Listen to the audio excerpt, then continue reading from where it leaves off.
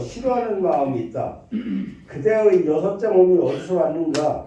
아버지의 정기와 어머니의 피로 내 몸이 이루어졌느니라. 그대에게 권하노니 늙어가는 사람을 공경으로 대접하라. 젊었을 때 너를 위해 살과 뼈가 다르셨다. 부모님의 은혜를 잊고 자식이라면 부모보다 더 그렇게 귀하게 생각하는 좀 생태를 꼬집은 말이라 했습니다.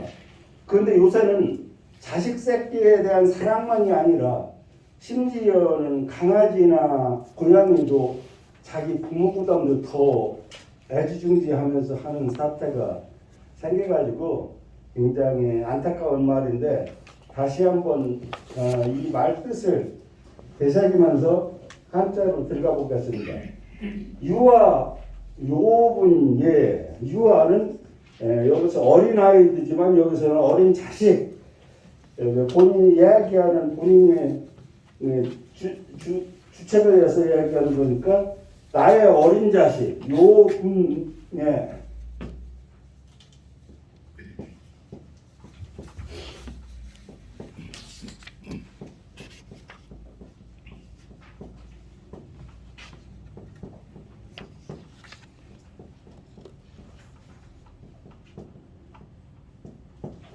요는 다 아시죠? 오줌 요자죠. 오줌 요자. 이건 방송에서는 이 말을 하지 말라고 그러는데 오줌이나 똥이라는 말이 순수한 우리말인데 왜 못 하게 하는지 모르겠어요. 그 한문 의사는요 똥이라는 말을 막 가부에서 이야기하더라고. 못 하게 하니까. 방송 용어가 아니라고. 똥이 왜 들어오냐고. 내 몸속에서 나온 건데. 그래서 똥군자. 그리고 걸음이라는 의미로 해석도 해요. 똥은 옛날부터 걸음으로 쓰었었기 때문에 똥군이지만 이것을 걸음이라는 의미로다가 해석하는 경우가 많아요. 여기서는 똥이라고 해석해야 맞습니다. 얘는 더러울 예자. 우리나라 그 동북방 쪽에 살던 우리 동이민족의 한 쪽에 예족이 있고 맥족이 있어요. 그 예자. 그러니까 이것도 중국에서 그 우리나라 예족과 맥족을 헐대했기 때문에 더럽다는 용어를 써가지고 여기 썼는데 이거는 지금 여기서는 더럽다는 의미니까 그 민족 이야기는 할 필요가 없겠죠. 그리고 요는 분은 이제 우스갯소리를 하는데 쌀을 먹으면은 배설을 할 때 다른 것이 배설한다 해서 똥구이 됐다는 얘기를 하더라고요. 그런데 이것이 어떤 근거가 있는지를 모르겠어요. 그러니까 쌀을 갖다가 쌀 하나의 쌀을 생산하려면 88번 열자죠. 88번의 수공이 들어가기 때문에 쌀미가 됐다라고 하는데 이거는 나중에 사람들이 억지로 만들어낸 얘기고 쌀미는 원래 이렇게 이삭이 달린 거를 나타낸 상향문자가 나중에 시대를 거쳐 오면서 간략하게 표시되는 것이 쌀미예요. 그래서 이 쌀미는 지금처럼 반드시 쌀만 얘기하는 것이 아니라 그 당시에는 모든 곡식을 총과 오곡을 다 이야기하는 것이 이 쌀미자였습니다. 그래서 옛날에는 쌀이 드물었기 때문에 보통 기장이나 수술 이런 것들을 많이 생산을 했었지요. 심지어는 피까지 먹은 것은 저희들 아주 어렸을 때도 피 훑어다가 이렇게 해서 먹었던 기억이 납니다. 피 같은 것을 이야기해서 쌀이라는 것은 인도 지방에서 들어가지고 중국을 거쳐가지고 중국 남쪽을 거쳐서 우리나라에 들어온 건 얼마 되지 않아요. 그래서 이 쌀미를 88번의 수공에 하나의 쌀을 생산하면서 들어갔다는 건 뒷사람들이 만들어낸 이야기고 제가 여기서 이야기했던 쌀을 곡식을 먹었는데 나올 때는 다른 것이 돼서 나온다라고 하는 것은 일리는 있는 말이에요. 그것도 근거는 저도 모르겠어요. 이게 유아 요분 얘는 어린 아이들의 내 어린 자식들의 똥 오줌은 똥 오줌의 그 더러움은 군심은 그대 마음에 군자는 인간군도 되지만 너, 자네 이런 상대를 가리키는 이인칭 용어도 되니까 하대하는 마음, 그대 마음에 무염기로 돼. 무염기.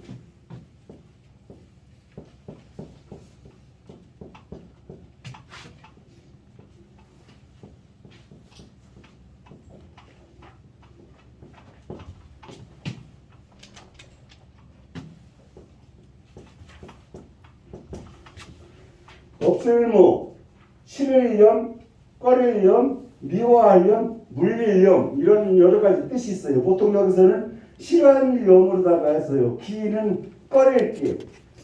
자, 어린 자식들의 똥오줌의 더러움은 싫어하지 않고 그 더럽다고 싫어하거나 꺼리는 것이 아니다라는 뜻. 무염기. 그 염자가 쓸 때 헷갈리는 경우가 많아요. 그럴 때 저는 이걸 읽을 때 해와 달을 보고 개가 지으니 밤자는 못었네 싫더라 이렇게 외웠어요. 이걸 한자를 외울 때 어떤 때는 특이하게 외워지지 않는 글자가 있어요. 여러분들도 회원님들도 하다 보면은 어떤 건 어려운 자인데도 잘 쉽게 외워지는데 어떤 거는 쉬운 자인데도 잘 외워지지 않을 때가 있어요. 그래서 저는 이걸 외울 때 월 개견자가 있거든요. 해와 달을 보고 개가 달마다 짖으니까 내 마음에 싫더라라고 이렇게 외웠던 기억이 납니다. 그대 마음에 싫어하는 마음이 없지만 노친 늙으신 부모님을 얘기합니다. 노친은 우리가 보통 남들한테 노친네 이렇게 하는데 함부로 그렇게 하시면 안 돼. 한자말이니까 비하는 말은 아닌데 노친은 늙으신 친은 어버이 친자리요. 친하다는 뜻도 있고 하지만 여기서 얘기하는 효자모에서는 어버이를 얘기하니까 늙으신 어버이의 채타용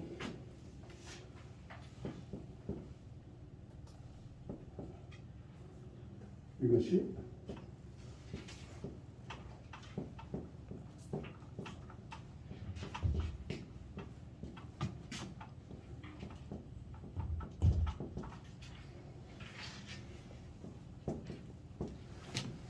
이거는 눈물체예요. 눈물체.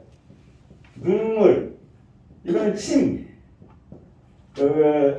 타구 할 때 침 뱉는 그릇 같은 걸 타구라고 하잖아요. 영은 제로라는 뜻, 영이라는 뜻, 없다는 뜻과 떨어진다는 뜻이 있어요. 떨어질 영. 여기서는 떨어질 영으로 썼어요. 영이라는 것은 하나도 없다, 영락했다, 하나도 없이 뭐 했다는 것이 아니라 여기서는 침이 떨어졌다. 채타, 침과 눈물과 침이 떨어지다. 그래서 채타 영. 이게 영이라는 거는 뚝뚝뚝 아래로 떨어지는 것을 얘기하는 겁니다. 영이라고 보통 제로, 영을 얘기하는데 그런 이야기들도 많이 쓰지만 하나도 없다. 여기다 또 망하다고 할 때도 영이라고 써요. 하나도 없어졌으니까 영이니까 망하다 할 때는 또 떨어지다 영이로다가 모든 숫자 그 개념이 10에서 9에서 8 이렇게 쭉쭉쭉 내려가는 거 있잖아요. 영 아래로 떨어지는 것을 영이라고 합니다. 그래서 이 눈물체는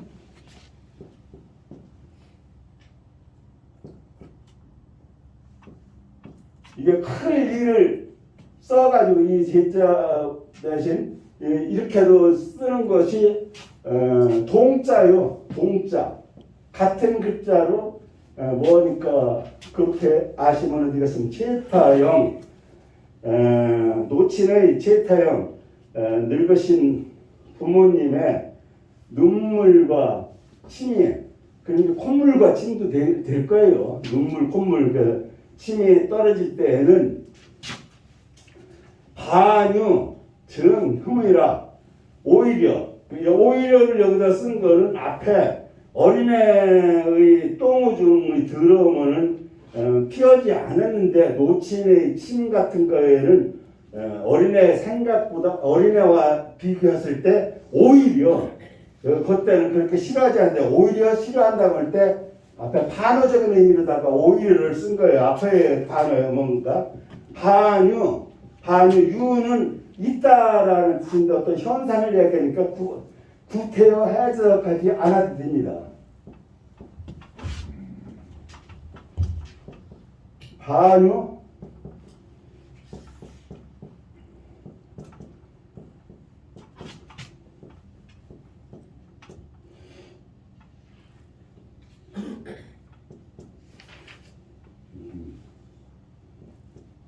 증형의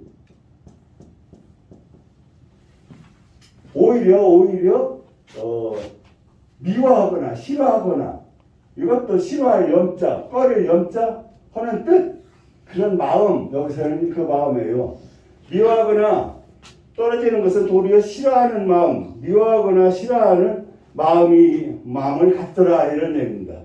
그러니까 어린아이의 똥오줌이 더러운 것은 너희들이 피하거나 싫어하지 않는데 늙으신 어머님이 눈물이나 침이 떨어질 때에는 오히려 자식과는 자식한테 대하던 마음과는 달리 그것을 아주 싫어하더라라는 얘기가 되겠습니다. 이 증자는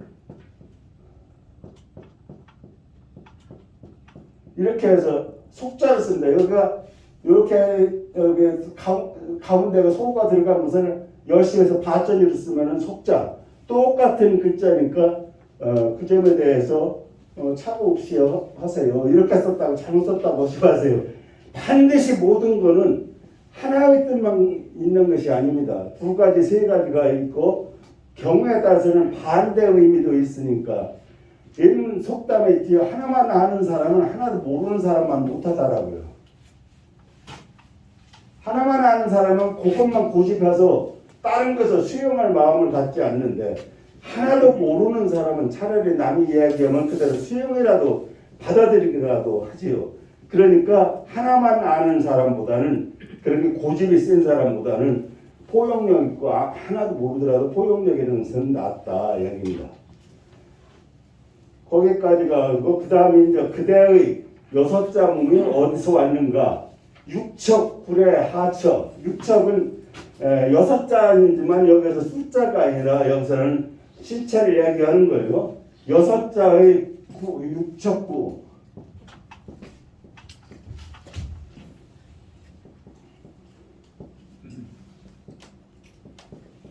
육척구는 여섯 자의 몸뚱이. 그러니까 내 몸뚱이 여기서 여섯이라는 것은 문자적 표현을 위해서 이야기한 거지. 우리가 해석할 때는 그냥 내 몸뚱아리 이렇게 해석해도 되겠습니다. 내 합쳐요.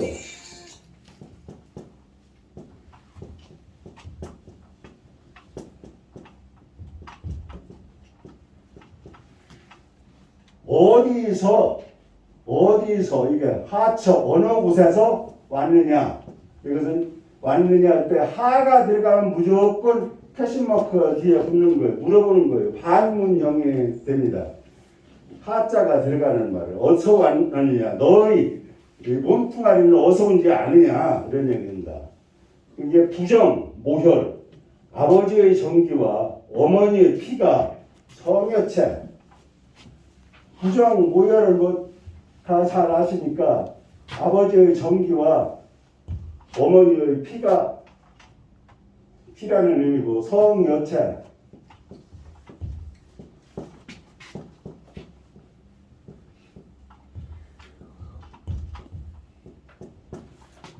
너의 몸을 이루었느니라 합니다. 너의 몸을 이루었느니라 성여체 이것이 네 몸뚱아리가 여섯째 몸뚱아리가 어디서 온지 아느냐 아버지의 정기와 어머니의 피가 모여서 내 몸뚱이를 이루었느니라 라는 뜻이 되겠습니다.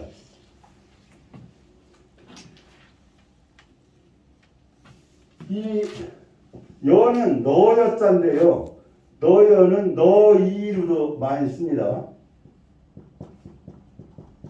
또는 그냥 여를 쓰고서도 너여로 쓰기도 해요. 그런 게 문자 중에 이거는 분명히 이층을 가리키는데 왜 계집녀가 썼을까 할 때는 너여로 이거와 똑같은 글자로 이해를 하시면 됩니다. 너이자라는 뒤에도 또 나오는데요. 너희 자로 같은 저기 글자입니다. 권군 그대에게 권한 의미 경대 노래인이라. 경대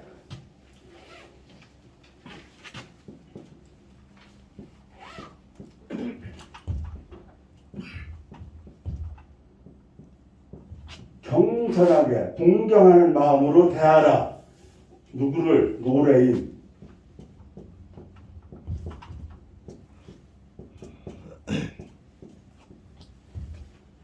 장차 늙어가는 사람. 노래인은 늙어가는 사람. 그러니 여기서는 어버이죠. 나이 들어서 늙어가시는 어버이를 공경하는 마음으로 대하라는 뜻이 됐습니다. 장시 젊었을 때 장시 여기서는 씩씩할 장자다 젊었을 때를 얘기하는 겁니다. 장시 너를 위해 이 위자는 위하다. 그 다음에 하다. 그 다음에 지다 또는 만들다 여러 가지 뜻이 있어요. 그러니까 하다와 지다는 거의 같은 의미고 위하다는 의미 보통 위하다, 하다, 지다라는 세 가지 의미로 분류를 해요. 그런데 저는 중국어를 모르는데 중국에서도 이거를 갖다가 뜻별로 구분하는데 발음으로 구분한다고 합니다.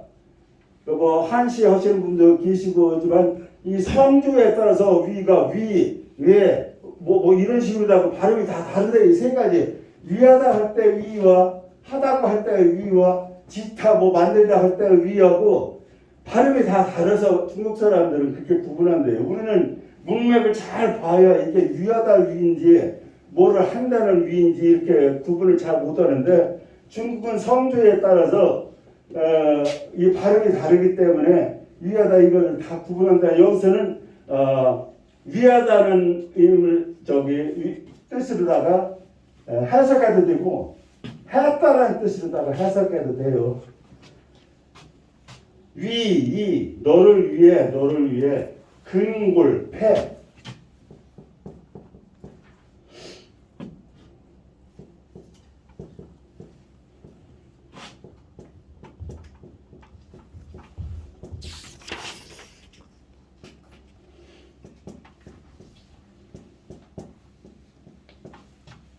그는 근육이고 뼈고 그게 몸 전체를 얘기하는 거예요. 근골이 그러니까 육자만 빠졌을 뿐이지 근골 하면은 우리 몸을 이룬 전체가 다 뭐잖아요. 그런데 여기서는 근골 그 몸의 중심이 되는 것만 응하는 것. 그러니까 몸이 해지다. 그리고 헐다, 닳다 이런 뜻이지요. 해질패. 그래서 그 어머니 몸이 너를 위해서 젊었을 때 너를 위해서 살과 뼈가 다르셨다. 근육과 뼈가 다르셨다. 이런 얘기가 되겠습니다. 그러니까 어린 자식만 생각하지 말고 늙어가는 부모님도 잘 오시라는 얘기를 이렇게 한 게 되겠습니다. 여기서 좀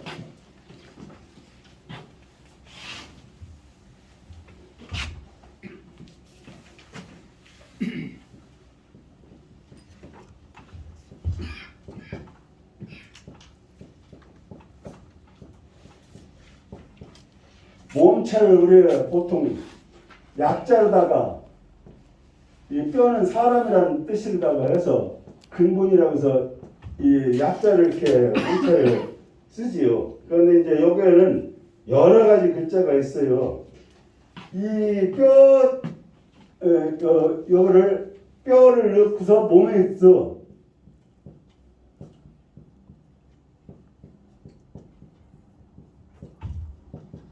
이것도 이거 같은 자예요. 동자 같은 자. 그 다음에 이상하게 한자에서는 조금씩만 변형해가지고 같은 자로다가 쓰는 그런 게 습관적 버릇이라고 할 것 같아요. 여기서는 뼈고 대신 몸실을 써요. 몸실을 넣어가지고 또 같은 자예요. 동자. 그 다음에 속자. 속자로는 또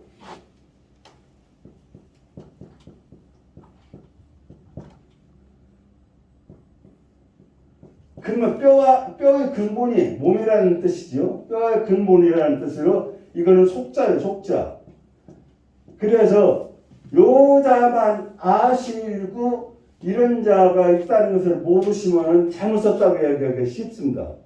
특히 여기 서예하시는 우리 그 양화당 선생님 계신데 제가 잘 아는 사람이 서예를 배운 지 얼마 안 돼가지고 서예에 출품을 했어요.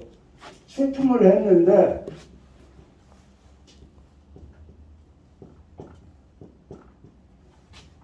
신선선이라고 할 때 이 천자를 썼어요. 천. 이것도 신선이란 천이에요. 이자만 그 심사위원 이자만은 신선자로 하는 거예요. 그래서 이게 글자도 아닌 자를 보였다가 낙선시켜 버렸어요. 그 친구의 서예 작품을. 그런데 이것이 신선선이고 동자로다가 현자도 쓰고 있어요. 현자도. 고문에는 많이 쓰고 있지만 그런데 그 사람은 그걸 몰라가지고서 신선선이 오가야 될 자야 이걸 썼으니까 신선천을 썼으니까 이거는 잘못 쓴 거니까 이거는 서예로서 가치가 없다서 떠나 낙선을 시켜버렸대요.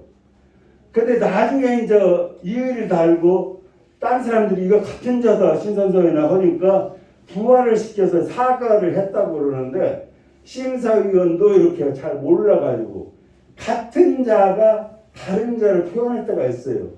특히 고문에서는 그런 사례가 많고 또 그것이 문학적인 표현을 썼을 때는 앞문간과 뒤문간은 똑같은 의미지만 똑같은 자를 쓰지 않는 경우가 허다합니다.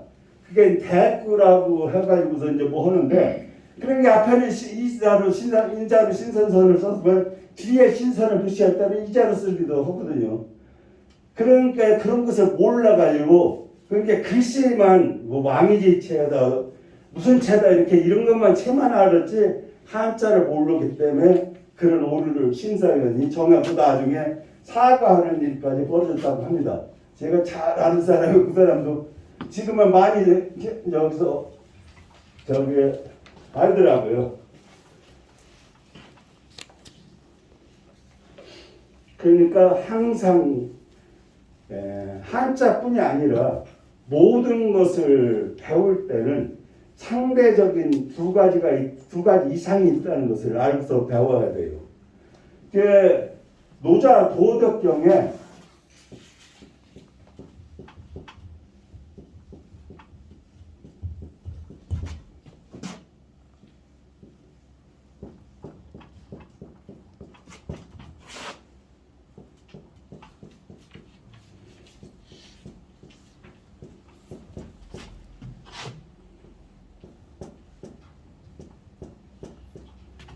지자, 안다는 것은 불언, 말하지 않는 것이다. 말한다는 것은 알지 못하는 것이다. 꼭 선문답 같아요. 아는 사람은 그 속에 이렇게 이런 뜻도 있고 저런 뜻도 있기 때문에 말을 하지 못한다는 거예요. 한 가지를 딱 부러서. 이렇게 해서 지자 불언은 바로 그런 뜻이에요. 어떤 사물 하나에 대해서, 어떤 행위 하나하나에 대해서 옳다, 그르다, 이게 맞다, 저게 맞다. 공자님은 그것을 명확하게 밝혀내라고 하셨는데,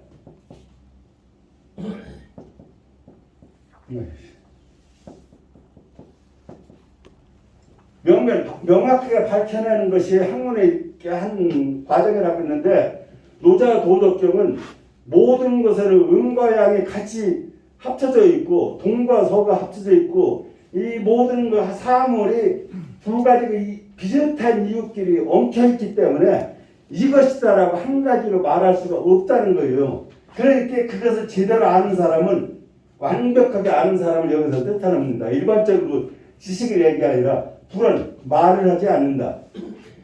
그 다음에 원자, 여기 자는 사람이라는 뜻이 또 될 수가 있지만 이거는 상어로 지라는 것은 안다는 것은 이런 말로 표현하는데 대개 이것이 그런 의미로 쓸 때가 많아요. 사물을 가리킬 때와 사람을 가리킬 때 자를 쓴다는 것. 원자, 말을 한다는 것은 굳이 알지 못하는 사람이다. 두 가지가 있는데 말을 한다는 것은 벌써 판단을 해야 되는 거예요. 야, 이게 옳아, 저게 옳아, 이거는 틀려, 저게 틀려. 그런데 그 말이 옳지 않다는 얘기지. 그래서 원자는 알지 못하는 것이다. 제대로 알지 못하는 것이다. 이게 노자 도덕경에 나옵니다. 몇 장인가는 지금 정확하게 기억이 안 나는데요. 그러니까 유교하고 노자 도덕경에 나오는 도교하고의 관점은 같으면서도 그 깊이에 들어가면 확실히 달라요. 그런데 노자 도덕경에 심취해서 그쪽만 하려고 하면은 너무 소극적이고 현대사회에서 도외시되는 것 같고, 그리고 유교적으로 흥하면 노자의 도경처럼 편안하게 살지를 못하는 그런 딜레마에 빠지는 경우가 있더라고요.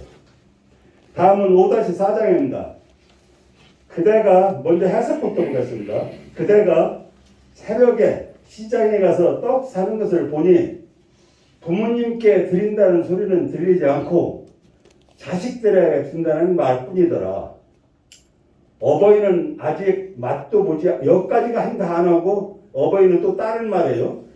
어버이는 아직 맛도 보지 않았는데 아이들은 먼저 이미 먼저다 되고, 이거 먼저가 이임이라고, 이임이 배부르니 자식의 마음은 부모님이 자식을 좋아하는 마음에 비할 수 없다. 그대에게 권하노니 떡살 돈을 좀 더 내서 늙어서 살 날이 얼마 남지 않은 어버이부터 공양하라. 이런 의미가 되겠습니다. 자식만 생각하지 말고 앞에 하면과 그 연결이 되는 거예요. 늙으신 부모님도 좀 생각을 하라. 이런 의미인데, 그래서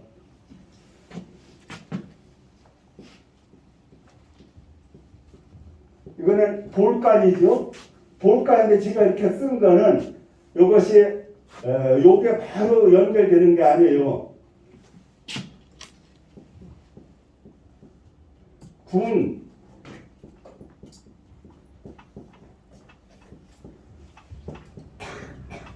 신입시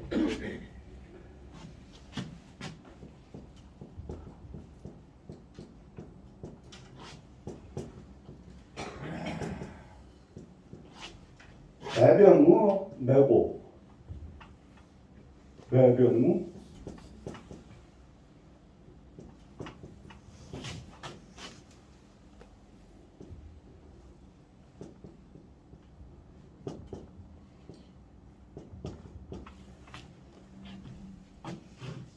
그대가 새벽에 시장에 가서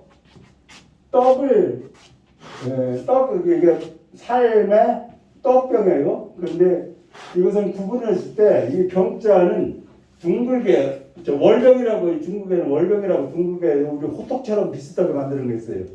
그 월병을 둥근 떡을 병이라고 한답니다. 그 다음에